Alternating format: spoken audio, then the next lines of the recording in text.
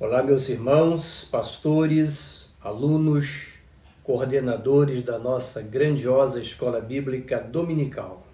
Que a paz do Senhor esteja com você, sua família, aonde quer que você se encontre.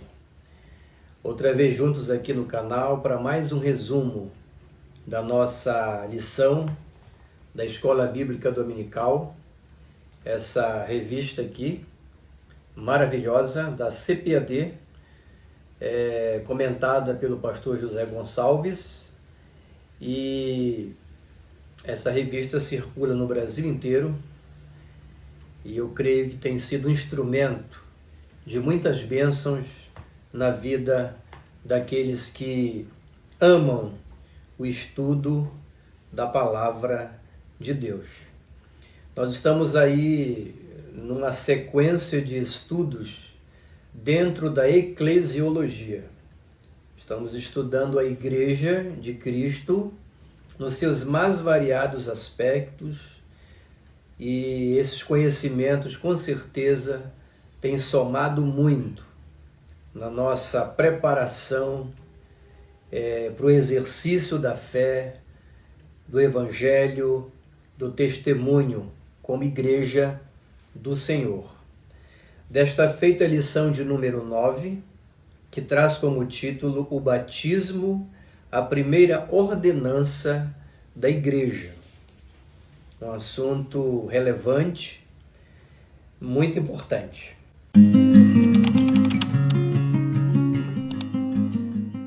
Os objetivos da lição são os seguintes. Primeiro, pontuar os pressupostos bíblicos doutrinários do batismo, a fundamentação, do batismo, explicar o símbolo e propósito do batismo, sua simbologia dentro da fé cristã e também a questão do seu propósito. E número 3, esclarecer a fórmula e o método do batismo. Como batizamos conforme a orientação das Escrituras. Esses são os aspectos, os objetivos. No final dessa exposição, você estará apto para ter uma visão bem nítida dessas principais questões que envolvem o batismo em águas. É desse batismo que nós estamos falando. O texto áureo da lição está em Mateus 28:19, a ordem imperativa de Cristo. Portanto, ide ensinai todas as nações, batizando-as em nome do Pai, do Filho e do Espírito Santo. A verdade prática diz que o batismo é uma ordenança de Jesus Cristo e por isso deve ser uma prática obedecida pela Igreja.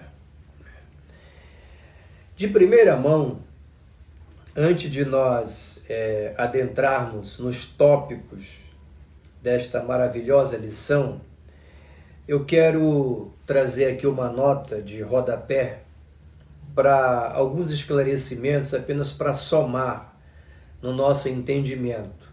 A gente vai falar muito em ordenança do batismo no decorrer da lição, e esse é o tema da lição, mas eu gostaria de trazer aqui o seguinte: o que é uma ordenança?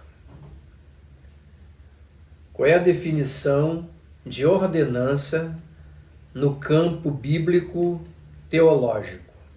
É isso aqui, aquilo que é de instituição divina e serve como simbolismo de verdades espirituais e que Cristo aplicou a todos os crentes em todas as épocas como algo a ser observado.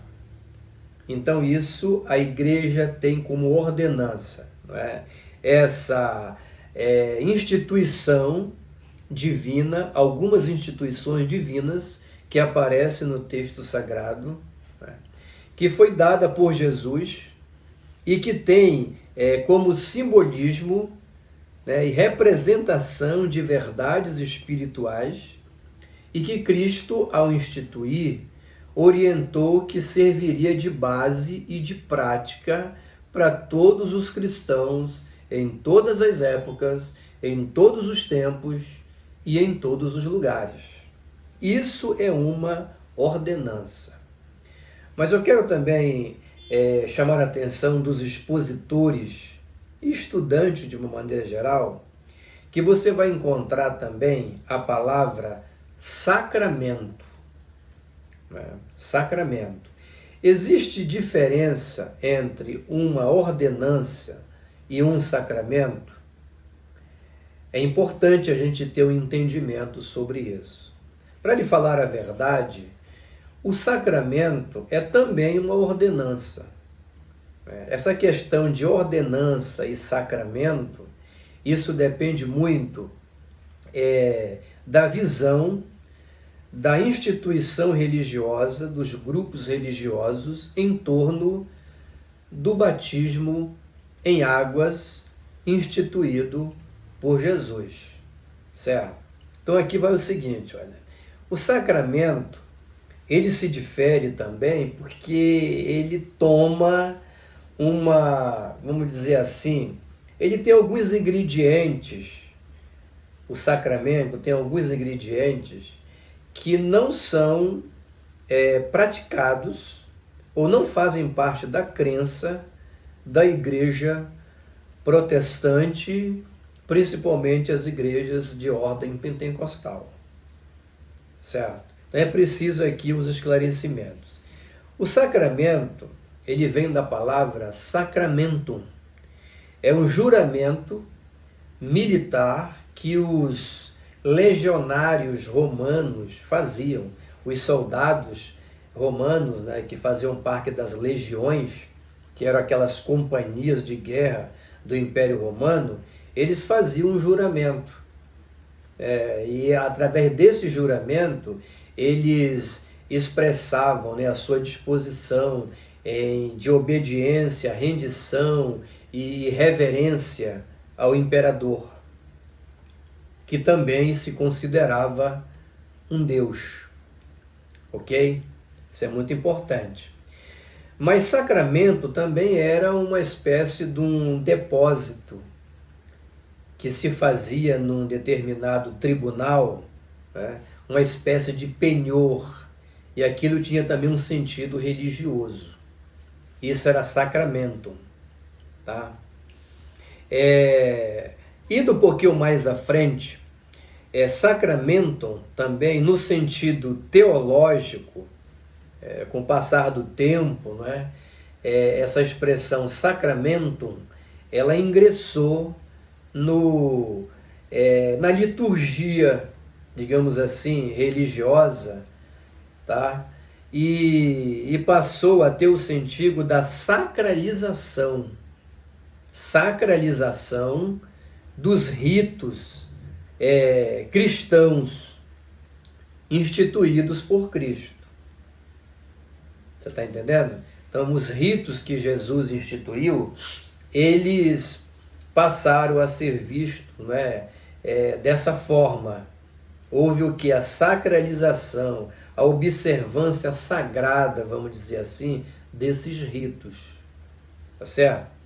Então, a partir daí, esse nome sacramento, ele passou a fazer parte do dicionário religioso. Mas isso foi mais abraçado pelo catolicismo romano. Essa palavra sacramento, ela tem um peso muito grande na crença do catolicismo romano. E se você estudar um pouco do catolicismo romano, dessa parte de sacramento, você vai descobrir que a Igreja Católica, ela considera 7 coisas como sacramento. Ou seja, uma coisa extremamente sagrada, entendeu? E que se reveste de uma profundidade muito maior do que aquilo que a Igreja Protestante enxerga nesses mesmos ritos, nesses mesmos atos. Seria o seguinte, olha, os sacramentos dentro do catolicismo romano: o batismo, a confirmação, a penitência, o matrimônio, né? A ordenação dos sacerdotes, a extrema-unção e a Eucaristia. Eucaristia é a ceia do Senhor. Tudo isso que eu acabei de te falar, dentro do catolicismo romano, são o quê? Sacramentos. Tá certo? A igreja protestante, principalmente de ordem pentecostal, que é o nosso caso, a Assembleia de Deus, nós enxergamos apenas 2 atos desses, que é o batismo e a ceia do Senhor. E não chamamos de sacramento, chamamos de ordenança. Qual é a diferença que pesa aqui? É que o sacramento, quem acredita nos sacramentos, eles acreditam que ali os atos, os ritos sagrados, está revestido de algo transcendental, entendeu? Que transmite graça, uma graça divina para quem recebe. O batismo, por exemplo, seria assim. Se você conversar com um sacerdote, um padre católico e perguntar para ele sobre a questão do batismo, ele vai te dizer isso aí. O batismo, ele transmite essa graça, né? A graça que abre o caminho para a salvação de uma pessoa, seja ela adulta ou criança. Isso é a crença, aqui de uma maneira assim bem simplória, do catolicismo romano. Como disse a igreja, a Assembleia de Deus, a igreja pentecostal, nós enxergamos apenas 2 desses ritos, o batismo e a ceia do Senhor, e chamamos de ordenança. Por quê? Primeiro porque consideramos só esses 2, porque são os únicos que expressamente aparecem nas Escrituras como sendo estabelecidos, instituídos pelo próprio Cristo. Apenas esses 2. E nós chamamos de ordenança por quê? E não de sacramento. Porque nós entendemos que esses atos, eles são atos espirituais importantíssimos, de uma significação fenomenal. Se não fosse Jesus, não tinha instituído. Jesus não ia instituir para a igreja nada que não tivesse valor, importância e significado. Mas nós chamamos de ordenança porque nós acreditamos, não é, que esses atos, entendemos que eles são simbólicos. Tanto o batismo como a ceia do Senhor. Eles, por si só, não possuem nada de extraordinário que venha a representar uma graça suprema, entendeu? Transcendental, divina, dada pelo ato a quem a ele é submetido. Por esse motivo nós chamamos de ordenança, certo? Então vamos em frente. Introdução, a palavra-chave aqui é batismo. É batismo. Né? E nós temos uma demonstração aqui na introdução que o rito do batismo, esse rito, esse ato, essa ordenança que Cristo estabeleceu, ela é vista aí de maneira muito clara nas páginas dos evangelhos. Por exemplo, João Batista, o batismo lá, Jesus Cristo, os apóstolos e cristão da igreja do primeiro século. O batizar em águas, os novos conversos, transformou-se numa prática inserida à vida da igreja cristã. Vamos ficar com esse nome aqui, Igreja Cristã, ou Igreja de Cristo, que é o seu único e verdadeiro nome. Eu sempre que falo desse assunto, eu gosto de fazer essa distinção. Há pessoas que confundem Igreja de Cristo com denominações religiosas. O que são denominações religiosas? Aquelas que a gente conhece. O catolicismo, o protestantismo, o catolicismo com as suas variações, o protestantismo com as suas variações. Isso são o quê? grupos, instituições, denominações religiosas, tá certo? Mas existe um nome que é maior do que todos esses juntos, que é o qual? A Igreja de Cristo, a Igreja instituída por Cristo. Estabelecerei a minha igreja, e as portas do inferno não prevalecerão contra ela. Quem é essa igreja? É um corpo místico, é um corpo que não tem cor, que não tem nome, que não tem aparência, que não tem endereço, que não tem CNPJ e nem bandeira. É o corpo de Cristo formado por todos aqueles de todas as etnias, entendeu? De todos os cantos, as pessoas que decidiram integrar o reino de Deus através do sacrifício da morte vicária de Jesus na cruz do Calvário. Isso está lá em Apocalipse. Com o seu sangue, ele comprou para Deus pessoas de todos os povos, de todas as tribos, de todas as línguas e de todas as nações. A igreja de Jesus, ela é universal. Ela está em todos os lugares, entendeu? E ela não está presa apenas a um grupo.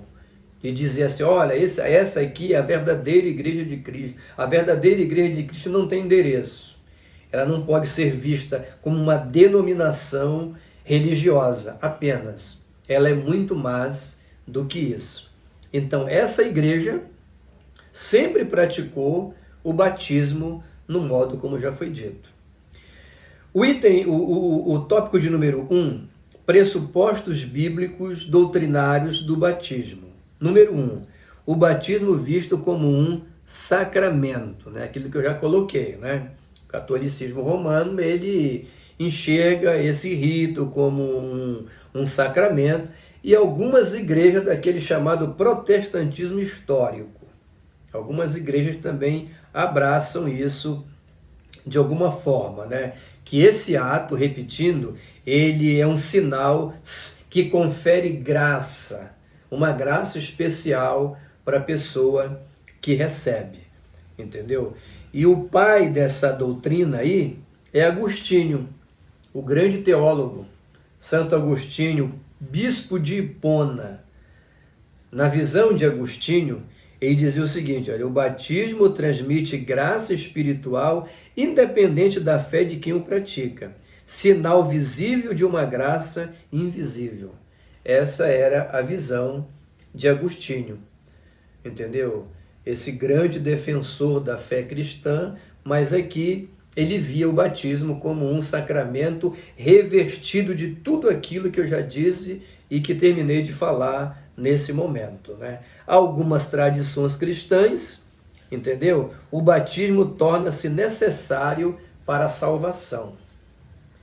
Na Igreja Católica, por exemplo, né, eles acreditam dessa forma, que o batismo, ele abre o caminho da salvação, numa linguagem assim bem simples. Se você tiver curiosidade, você pode se aprofundar nisso, tá? Por quê? Porque para eles o batismo não é uma simples ordenança, é um sacramento revestido de toda essa roupagem, entendeu? Espiritual, tá certo? Número 2, o batismo não é sacramento, mas ordenança de Cristo. Já explicado, né, na introdução, por que nós vemos o batismo destina-se aos alcançados pela graça. Essa é a crença da igreja evangélica, protestante, pentecostal, Assembleia de Deus, para quem eu estou me dirigindo agora, e também pode ter outras pessoas de outras confissões nos assistindo, entendeu? O que é uma honra para nós, e estamos passando que esse é o entendimento que nós temos sobre essa doutrina. O batismo se destina aos alcançados pela graça. O que significa isso? A pessoa recebe a Cristo, ouve a palavra de Deus, recebe a Cristo, é integrada na família de Deus pelo processo da adoção, não é?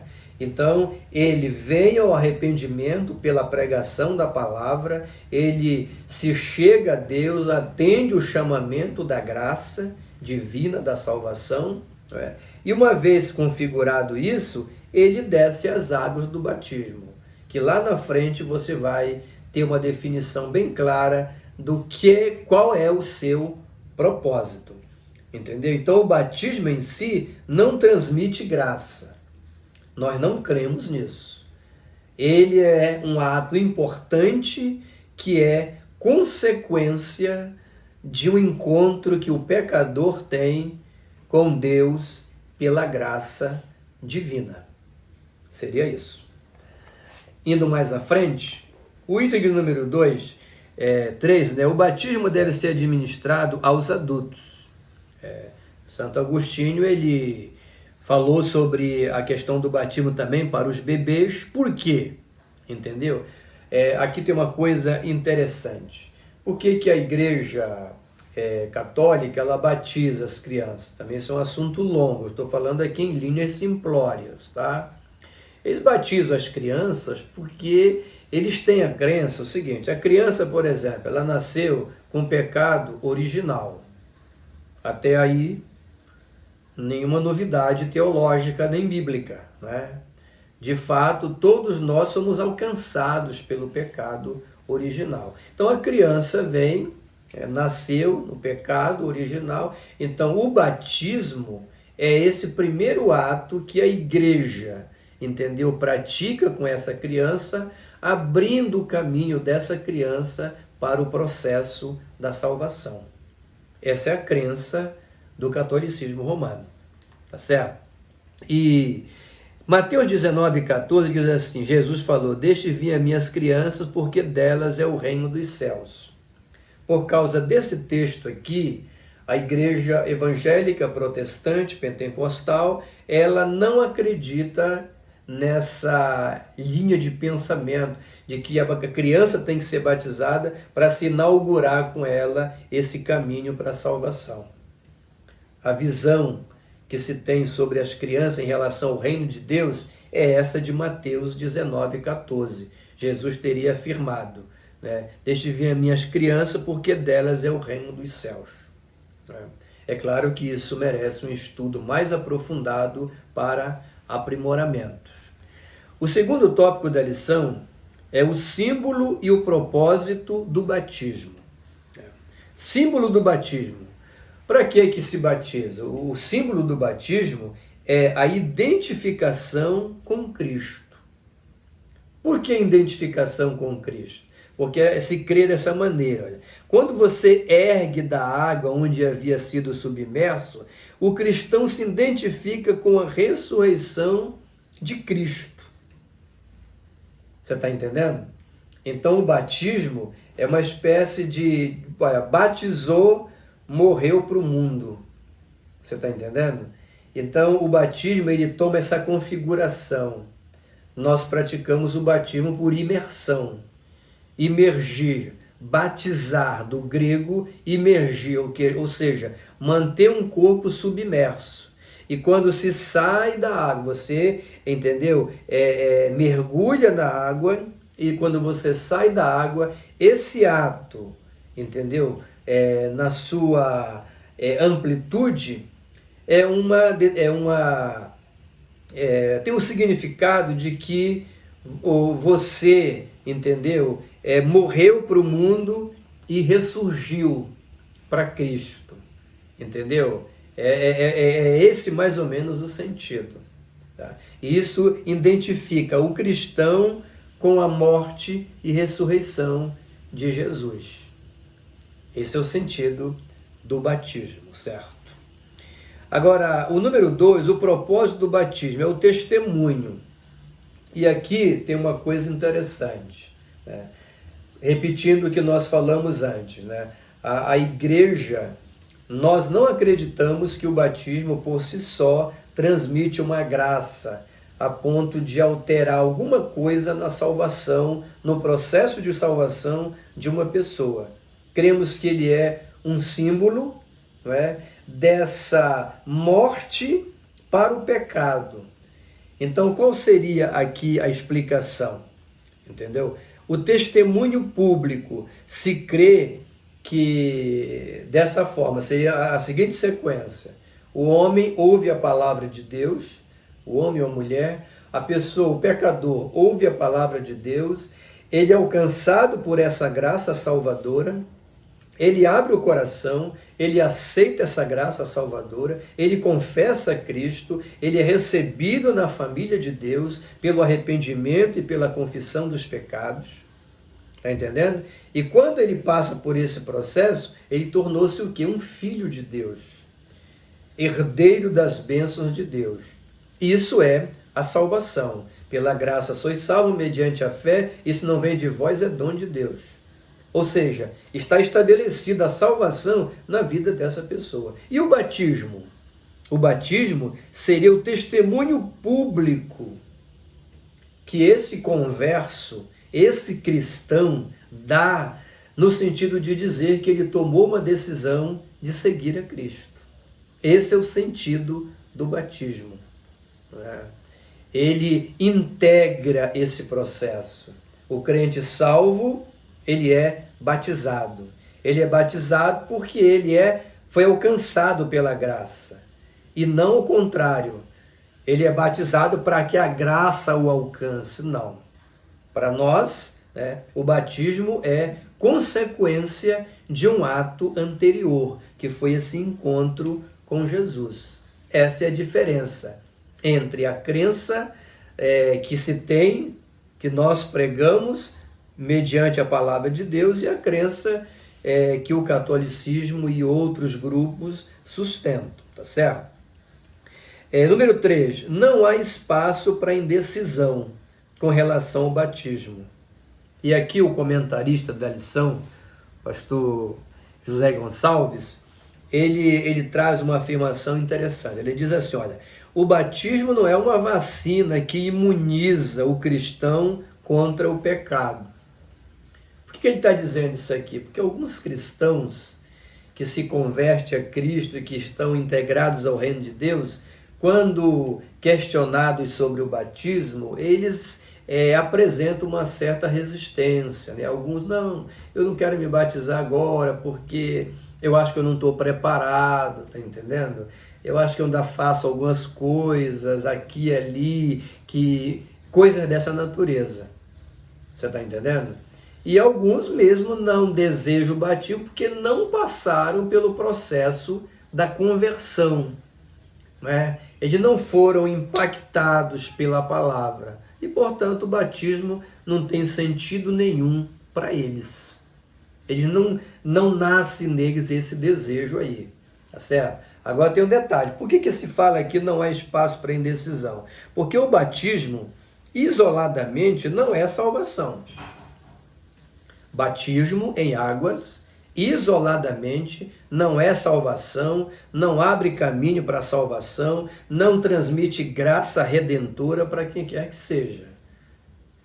Tá certo? Nós não cremos nisso, tá bom? Mas todo crente salvo e convertido deseja o batismo. Por quê? Porque ele é uma consequência. Se eu tive um encontro com Cristo, se ele, entendeu, entrou no meu coração e passou a fazer morada em mim, e eu decidi no meu coração seguir a Cristo, seguir os seus passos, como um cristão peregrino aqui nessa terra, cumprindo aqui a minha missão de olho no mundo espiritual que me aguarda, se eu tomei essa decisão, por que eu não quero batizar? Por que eu teria resistência a um ato tão maravilhoso, revestido de tanta importância, instituído pelo próprio Cristo, que é o batismo em águas? Que medo tenho de declarar publicamente a minha fé e dizer, eu estou descendo as águas do batismo, porque com este ato simbólico eu estou declarando publicamente que eu sou um seguidor de Jesus, que eu integro a sua santa igreja. Esse corpo místico, eu faço parte dele, por quê? Porque eu fui alcançado pela graça da salvação, pelo sacrifício vicário de Jesus no Calvário. Seria exatamente isso, ok? Indo aqui para já o final. Antes de entrar no terceiro tópico, eu creio que essa ministração está sendo uma bênção na sua vida e eu espero que o Senhor te alimente com a sua palavra. Uma pergunta importante aqui: em quanto tempo de fé o novo convertido deve batizar? Isso é muito discutido em igrejas, digamos assim, denominações religiosas. Não existe. Biblicamente, o tempo é o tempo da conversão. Coisa importante isso. Quanto tempo uma pessoa deve esperar para ser batizado nas águas? O tempo da conversão. O oficial lá, etíope, ouviu a pregação, a explicação da palavra, o primeiro lago que ele encontrou. O que importa que eu seja batizado?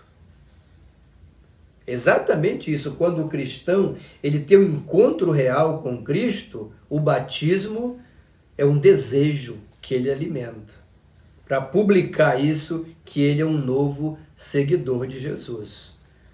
Então, o tempo, biblicamente falando, é o tempo da conversão. Não existe um prazo de tantos meses, sei lá o que, para se batizar nas águas. Biblicamente, não. 3. A fórmula e o método do batismo, já indo para o final desse resumo. A fórmula trinitária do batismo. Fórmula trinitária, em nome do Pai, do Filho e do Espírito Santo.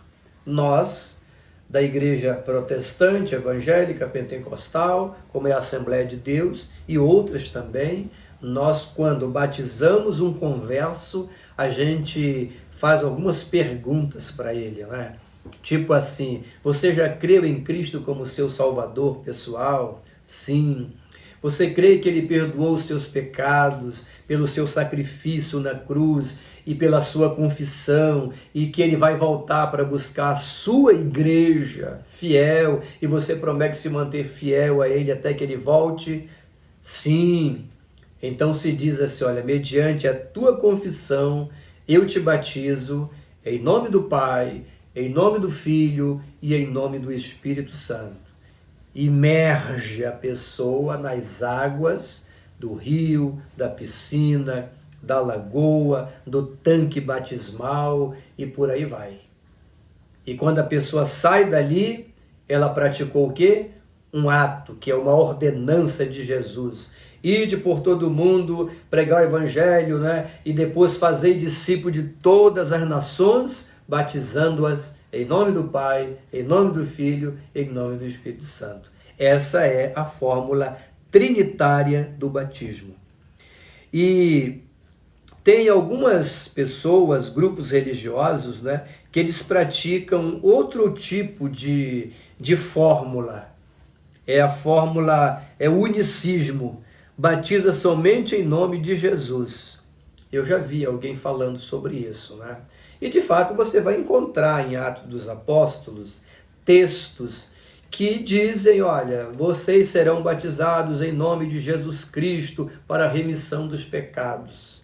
Então essas pessoas, elas tomam esse texto para sustentar, entendeu? Uma ideia de que não existe trindade, não existe fórmula trinitária de batismo, que o batismo tem que ser em nome de Jesus Cristo somente e acabou.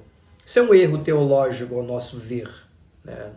Porque textos que diz o batismo em nome de Jesus não anula a doutrina, o princípio trinitário do batismo.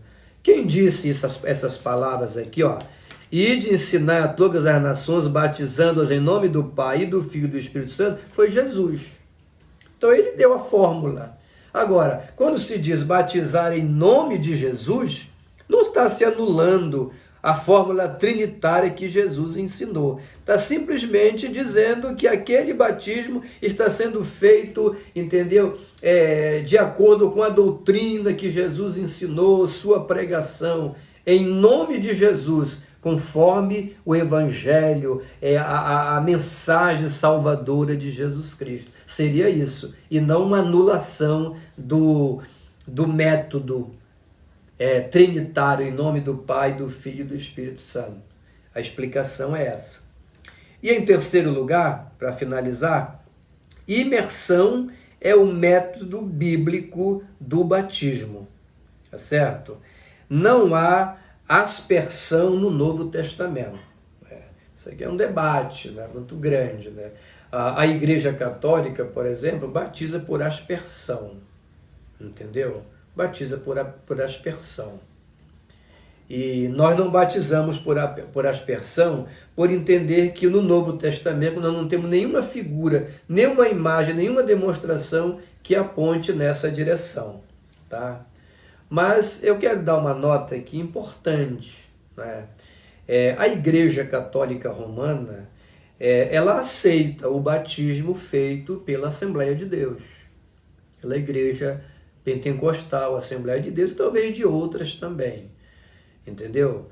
Se você for para lá, né, para o catolicismo, se converter ao catolicismo ou tiver que praticar algum ato lá, como casamento com alguém que é católico e tudo mais, a igreja, ela aceita o batismo feito na Assembleia de Deus. Você já é batizado, eles não vão batizar você de novo. Eles aceitam esse batismo. A igreja não é radical nesse sentido, né?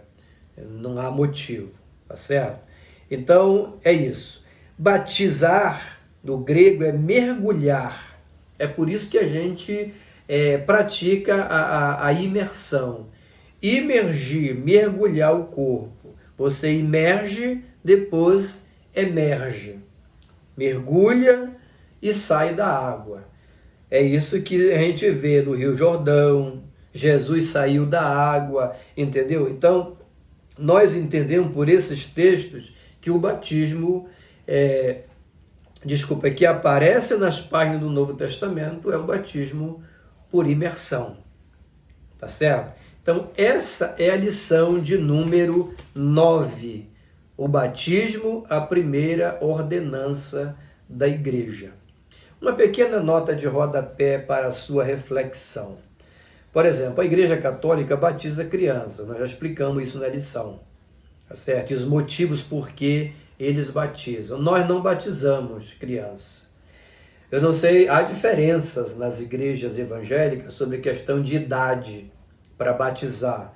Por que nós não batizamos criança? Porque se entende que o batismo ele é sequência de um ato de conversão, de confissão.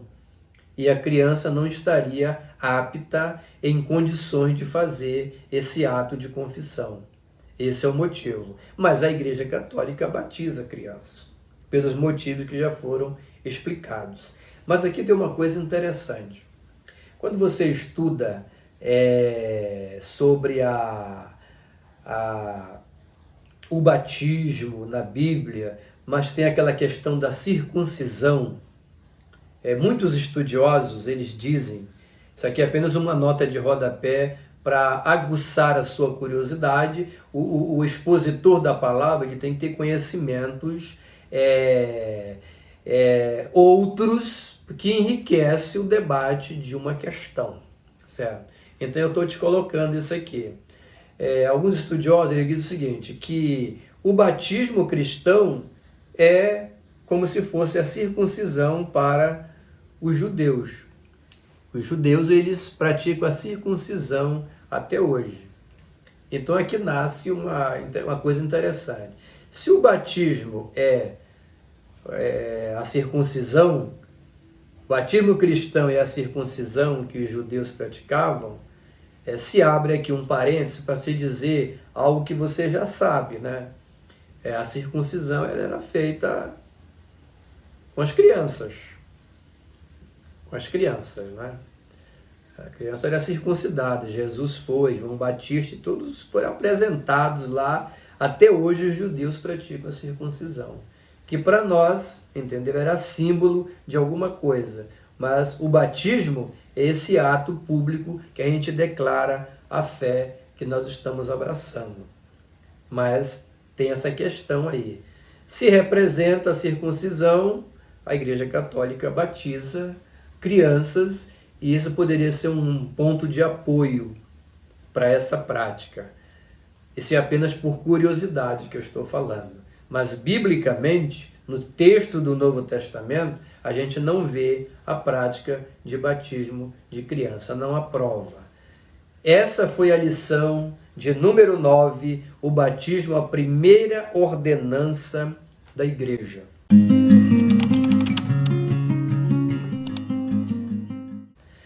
Que Deus abençoe sua vida. Eu espero que essa pequena exposição tenha somado para os seus conhecimentos bíblicos, teológicos, espirituais, e que no domingo você seja um instrumento de Deus para enriquecer a sua classe, a sua própria vida, a igreja que está sob os seus cuidados pastorais.